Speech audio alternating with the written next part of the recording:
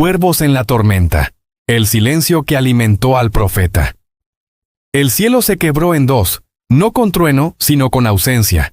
Ni una gota, ni un susurro de rocío. Solo el polvo levantándose como un lamento sobre los huesos secos de una nación que había olvidado el nombre de su Dios.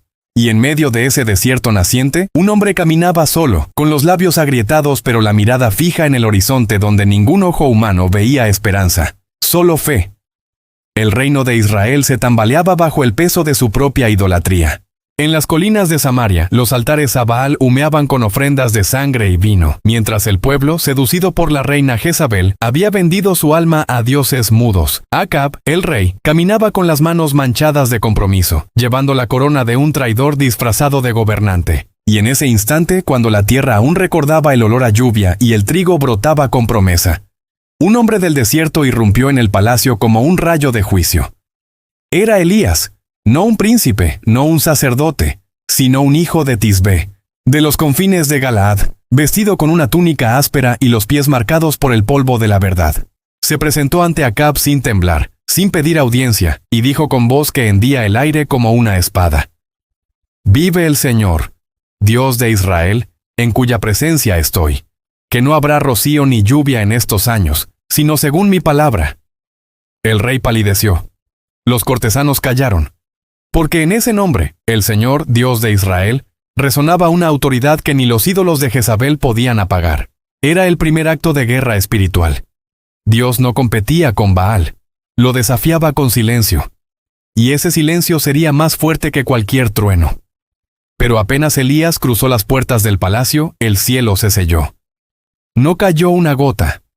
Los ríos empezaron a encogerse como serpientes agonizantes, los campos se volvieron ceniza. Los rebaños mugieron en vano, y en medio de esa catástrofe, una voz interior, suave pero inquebrantable, le habló al profeta: «Ve, escóndete junto al arroyo de Kerit, al oriente del Jordán. Allí beberás del agua, y yo mandaré a los cuervos que te alimenten». Elías no preguntó: «¿Cuervos?». No dudó, no negoció, simplemente obedeció. Porque en el corazón del profeta, la palabra no era una sugerencia. Era el mapa de la supervivencia. Caminó días bajo un sol que quemaba como el juicio de Dios. Sus pies sangraban. Su garganta era un pozo seco.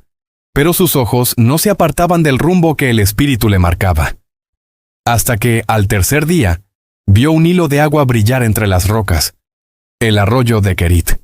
Apenas un susurro en la tierra sedienta, pero para Elías era un río de gracia. Se arrodilló. Bebió. Y en ese acto de humildad, el cielo abrió una nueva puerta. Esa noche, mientras el viento aullaba como un lobo hambriento, Elías vio sombras negras cruzar la luna. No eran nubes, eran cuervos, docenas de ellos, descendiendo con alas que cortaban el aire como cuchillas. Uno aterrizó frente a él. En su pico, un trozo de pan recién horneado, aún tibio, otro carne asada. Elías no se movió. Observó, escuchó y comprendió. Dios no solo mandaba la sequía, también mandaba la provisión. En el desierto más seco, en el silencio más profundo, el Creador utilizaba a las criaturas más despreciadas del mundo, los cuervos, símbolos de muerte y abandono, para sostener la vida de su mensajero. Mientras Israel adoraba a dioses que no respondían, el Dios verdadero enviaba alimento por el cielo, y así comenzó el milagro cotidiano. Cada mañana al alba, los cuervos llegaban. Cada tarde al ocaso regresaban. Pan y carne, nada más, nada menos. Lo suficiente para vivir, lo suficiente para resistir. Pero en el mundo espiritual, la batalla rugía. En las sombras del arroyo, formas sin rostro se agitaban. Demonios de hambre, de desesperanza, de abandono, susurraban al oído de Elías: «¿Por qué tú? ¿Por qué esta miseria? ¿Dónde está tu Dios ahora?». Pero cada vez que Elías tomaba el pan de las garras del cuervo, una luz invisible lo envolvía. Ángeles, no visibles pero presentes, formaban un círculo de fuego alrededor de su campamento. Sus alas no se veían, pero su protección sí. El viento cambiaba de dirección para alejar a las bestias salvajes. La luna se inclinaba para iluminar su rostro en la noche. Incluso los cuervos, criaturas normalmente caóticas, llegaban con precisión de reloj divino, porque esto no era solo un acto de supervivencia, era un testimonio en movimiento. Dios estaba diciendo al mundo: «Aunque el cielo se cierre, yo no cierro mi mano». Y Elías, en su soledad, se convirtió en el faro de esa verdad. No tenía congregación, no tenía ejército, solo tenía obediencia, y con eso bastaba. Los días se fundieron como cera bajo el sol implacable. El arroyo de Kerit, antes un hilo de vida, ahora era una herida abierta en la tierra, una grieta polvorienta que susurraba su propia agonía. Elías lo miraba cada mañana con una mezcla de gratitud y tristeza. Sabía que su tiempo allí se agotaba. El agua se iba, pero la fe no. Cada atardecer, mientras devoraba su ración de carne y pan traída por los cuervos, elevaba una oración silenciosa. Señor, ¿hasta cuándo? No era una queja, era una entrega. Porque en su corazón, Elías sabía que la sequía no era castigo sin propósito. Era cirugía espiritual. Israel necesitaba sangrar para sanar. Pero la oscuridad no descansaba. Una noche, mientras dormía bajo un manto de estrellas, un rugido sobrenatural sacudió el valle. No venía de la tierra, sino del mundo invisible. Las sombras se espesaron como alquitrán vivo. Los cuervos, normalmente dóciles, aletearon en pánico y desaparecieron en la negrura. Y entonces él apareció. No tenía nombre, pero su presencia era conocida en los abismos, el príncipe del hambre. Vestido con harapos de almas rotas, sus ojos eran pozos sin fondo, y su voz sonaba como huesos moliéndose. Profeta, dijo con una sonrisa que no tenía labios, ¿crees que este pan te salvará? ¿Crees que tu Dios se acuerda de ti mientras su pueblo muere? Mira. Extendió una mano espectral y en el aire aparecieron visiones. Niños con vientres hinchados, madres llorando sobre tumbas vacías, sacerdotes de Baal riendo mientras ofrecían falsas lluvias en altares de fuego. Este es el fruto de tu palabra, Elías. Sangre, polvo, silencio. ¿Vale la pena? El profeta no respondió con palabras. Se levantó, tomó un puñado de tierra seca y lo arrojó al viento. El Señor Dios de los ejércitos no necesita que yo defienda su justicia, dijo con voz tranquila. Él es juez. Yo soy solo su eco. En ese instante el cielo se partió. No con lluvia, sino con presencia. Una columna de fuego descendió desde lo alto, no para quemar, sino para envolver. Los ángeles de la Guardia Celestial, invisibles hasta entonces, se hicieron visibles, seres de luz con rostros como relámpagos, espadas de llama en sus manos, cantando en una lengua que sanaba el alma. El demonio retrocedió con un grito que hizo temblar las rocas. «No puedes esconderte aquí para siempre», chilló. «Tu arroyo se secará, tu pan se acabará, y entonces caerás como todos los demás». Pero antes de que la oscuridad lo tragara, una voz, más antigua que el tiempo, resonó en el valle. «No temas, siervo mío. Mi provisión no depende del arroyo, sino de mi palabra». El demonio desapareció como humo al viento, y al amanecer, los cuervos regresaron. Pero algo había cambiado. Elías notó que el arroyo ya no murmuraba, solo susurraba. Pronto, callaría del todo. Esa mañana, mientras masticaba el pan, más pequeño que de costumbre, comprendió. Dios no lo estaba abandonando, lo estaba preparando. Porque la siguiente etapa no sería en el desierto, sino en la casa de una viuda. Y allí la fe sería probada no con sequía, sino con ofrenda. Durante los días siguientes, Elías observó cómo la tierra se convertía en cráneo. Los árboles perdían sus hojas como lágrimas. Los animales huían o morían. Pero él, alimentado por milagro, seguía vivo. No por su fuerza, sino por la fidelidad de aquel que envía cuervos como mensajeros celestiales. Una tarde, al mirar al oeste, vio una nube de polvo elevarse en el horizonte. No era tormenta, era un ejército. Jezabel no había olvidado al profeta que había desafiado a su Dios. Sus espías lo buscaban. Su ira era más seca que el desierto. Pero Dios habló de nuevo. «Levántate, Elías, ve a Sarepta, de Sidón. Allí he ordenado a una viuda que te sustente». Elías cerró los ojos. Sarepta, tierra de gentiles, donde Baal era adorado con sacrificios humanos. Allí, entre enemigos. Sí, porque el milagro no termina cuando el arroyo se seca, comienza cuando el corazón se entrega. Esa noche, antes de partir, escribió en la tierra con un palo. Dios cuida incluso cuando todo se agota. Y al alba, con el último trago de agua del Kerit, emprendió el camino. El viaje a Sarepta fue un peregrinaje a través del alma colectiva de una nación quebrada. Por el camino, Elías vio lo que la sequía había hecho. Aldeas enteras abandonadas, huertos convertidos en tumbas, mujeres arrodilladas sobre pozos secos, como si oraran a la tierra misma. Nadie lo reconoció, nadie lo saludó. Era un fantasma con túnica, un recuerdo andante del juicio divino. Pero en su interior, una paz sobrenatural lo sostenía. No era la paz del entendimiento, sino la del abandono total.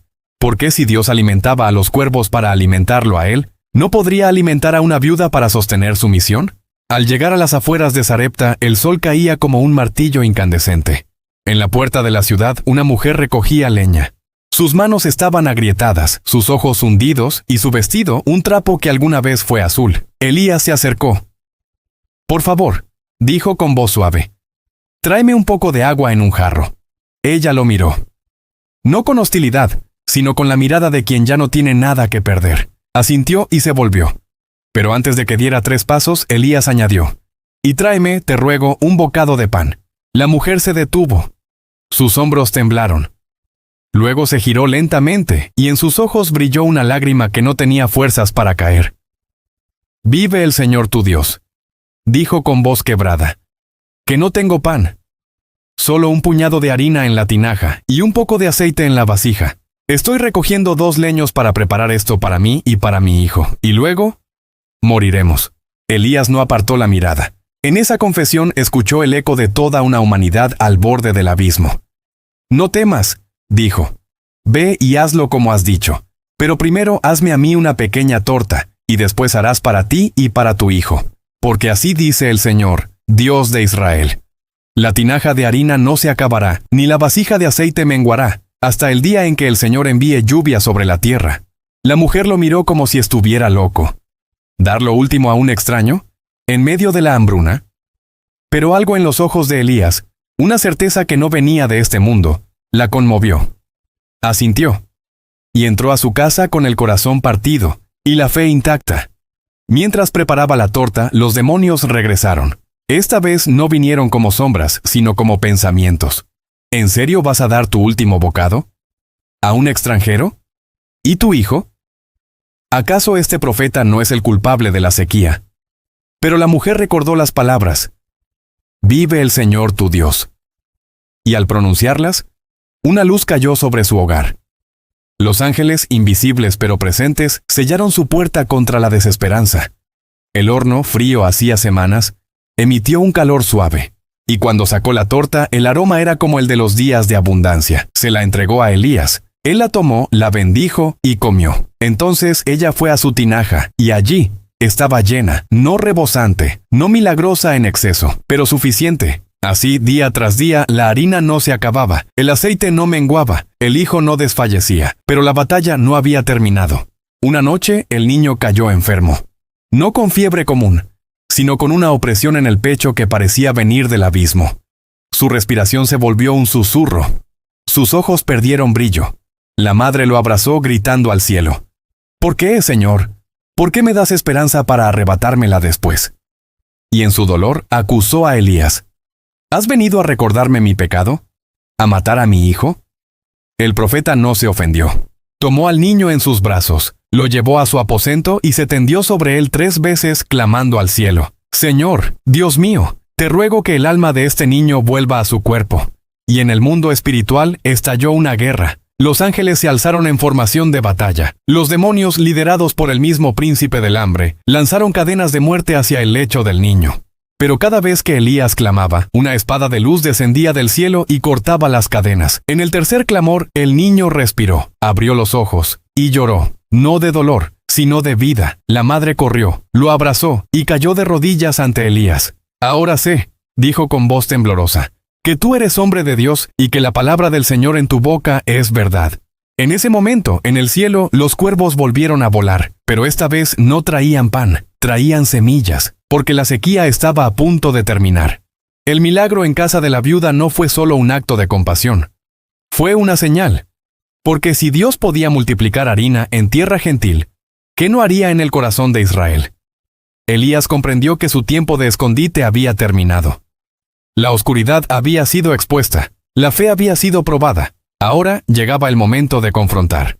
Regresó a Israel no como fugitivo, sino como mensajero del Altísimo, y cuando se presentó ante Acab, ya no era un hombre del desierto, era un trueno con rostro humano. «Reúne a todo Israel en el monte Carmelo», dijo, «y a los 450 profetas de Baal. Hoy el pueblo conocerá quién es el verdadero Dios». El monte Carmelo se convirtió en el campo de batalla espiritual más grande desde el Edén. Por un lado, los profetas de Baal, danzando, cortándose, gritando a un Dios mudo. Por el otro, Elías, solo, con un altar roto y 12 piedras que representaban las tribus olvidadas. Mientras los falsos profetas imploraban al cielo en vano, Elías oró: «Señor, Dios de Abraham, de Isaac y de Jacob, hoy muestra que tú eres Dios en Israel, y que yo soy tu siervo». Y el fuego descendió. No fue fuego común, era presencia pura. Consumió no solo el sacrificio, sino las piedras, el agua, el polvo. Y en ese fuego los demonios huyeron aullando, sus cadenas rotas por el nombre del Señor. Pero la victoria no fue sin costo. Jezabel juró matar a Elías, y el profeta, agotado, huyó al desierto. Bajo un enebro pidió morir. «Basta, Señor, toma mi alma». Pero Dios no lo dejó solo. Un ángel lo tocó. Le dio pan cocido sobre piedras calientes y agua fresca. «Come», dijo, «porque tienes un largo camino por delante». Y Elías caminó 40 días hasta el monte Horeb. Allí en la cueva Dios no vino en terremoto, ni en fuego, ni en viento, sino en un susurro. «¿Qué haces aquí, Elías?». Y en ese susurro el profeta fue sanado. No con milagros espectaculares, sino con intimidad. Años después, cuando ya era anciano, Elías caminaba por los valles de Galaad. Los cuervos ya no lo visitaban, pero su memoria lo acompañaba como una promesa viva. Había visto cómo Dios usaba lo impuro para lo santo, lo pequeño para lo eterno, lo imposible para lo divino.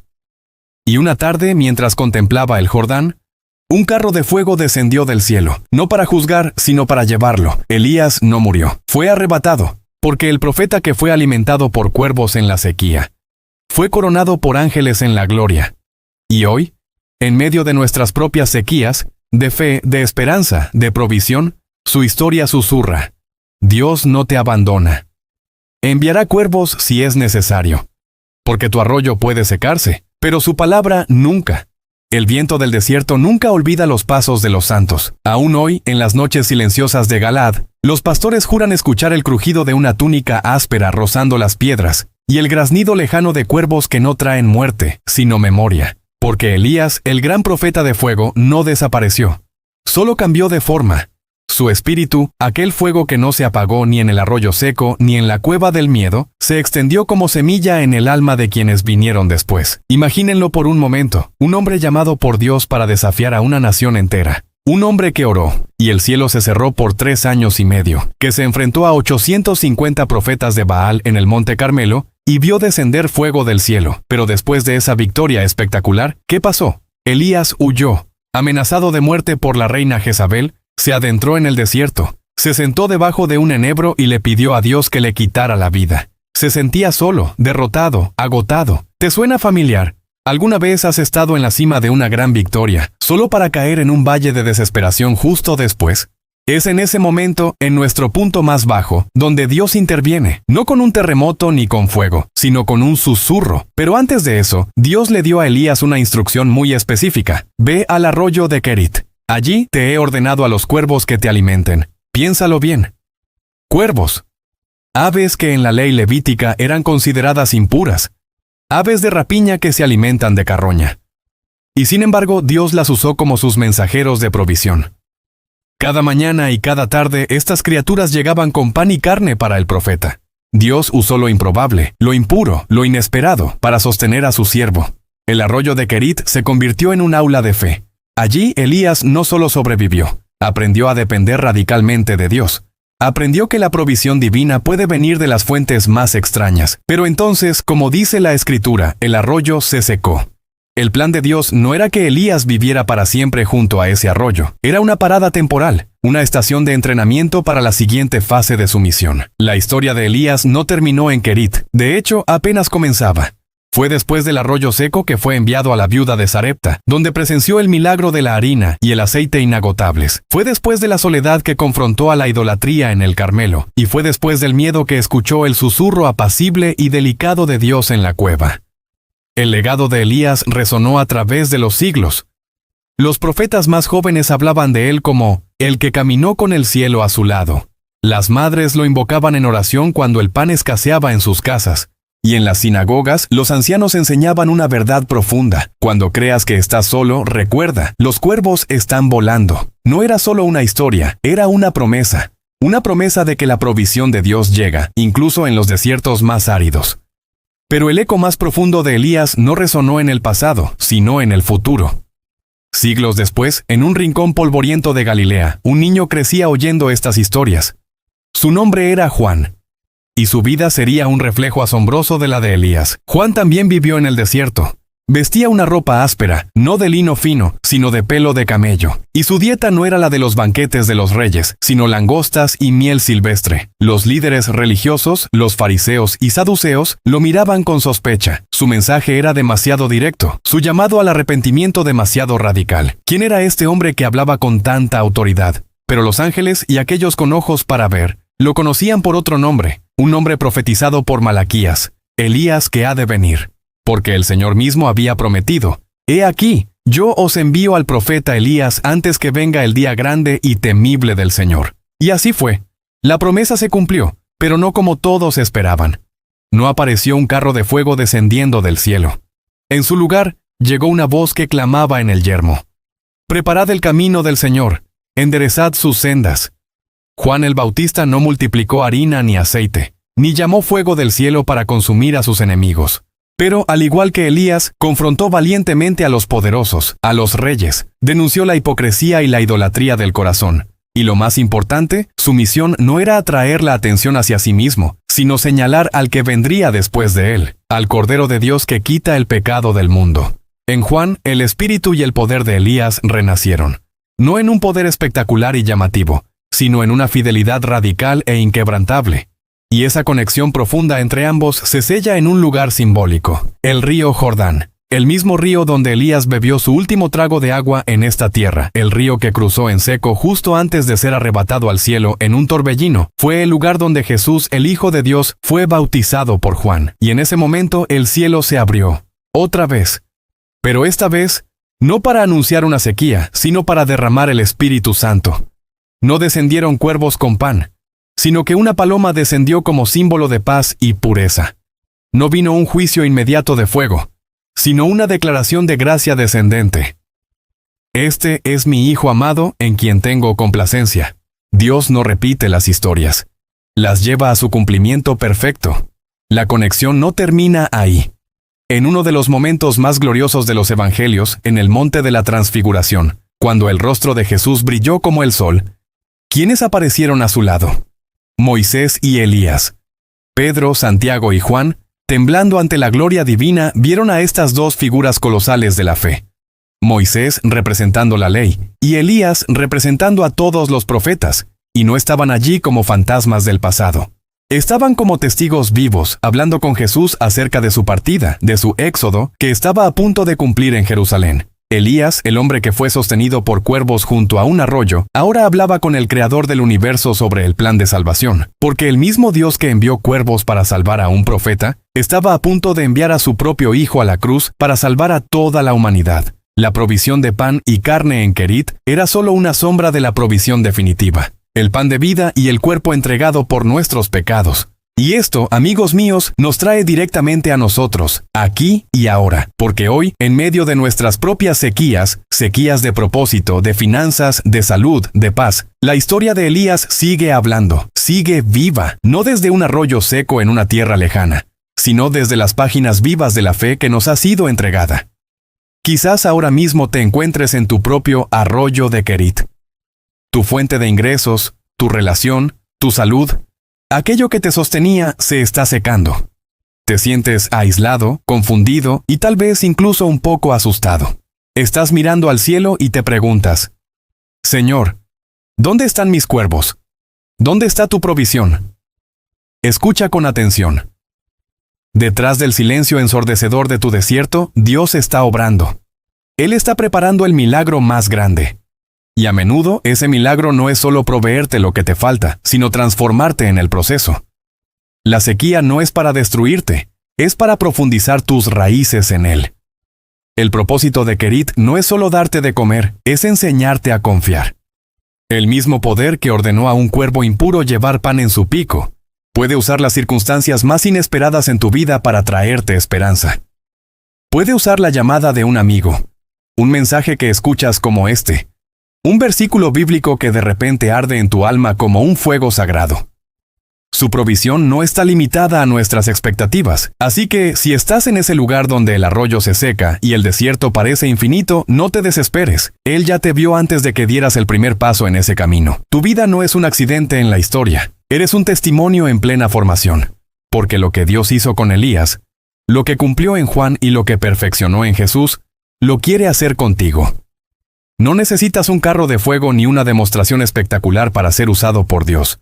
Solo necesitas decir sí al susurro. Sí, confío en ti, aunque no entienda.